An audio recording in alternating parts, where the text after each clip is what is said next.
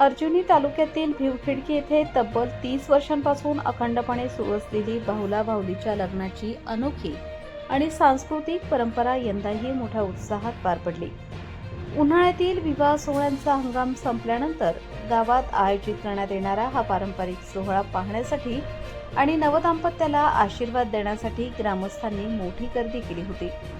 परंपरेनुसार बाहुला नवरदेवाची वाजत गाजत मिरवणूक काढण्यात आली।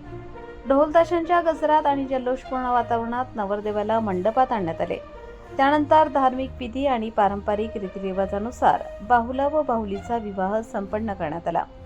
लग्नाच्या प्रत्येक टप्प्यावर उपस्थितांनी उत्स्फूर्त सहभाग नोंदवत आनंदोत्सव साजरा केला।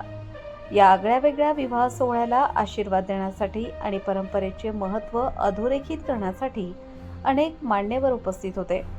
यामध्ये माननीय धनराजजी कांबळे सरपंच, माननीय कलमेश्वर वासनिक, दिलीपजी बारसागडे, माननीय जागेश्वर गजबे, कुंडलिकजी कांबळे, सुरेशजी बावणे आणि नारायण कांबळे यांची प्रमुख उपस्थिती लाभली।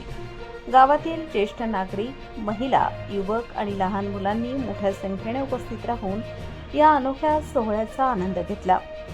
आधुनिकतेच्या युगात अनेक पारंपरिक रूढी परंपरा लोप पावत असताना भिवखिडकी गावाने ही 30 वर्षांची सांस्कृतिक परंपरा जपून ठेवत सामाजिक एकोप्याचा आणि सांस्कृतिक वारशाच्या संवर्धनाचा आदर्श निर्माण केला आहे।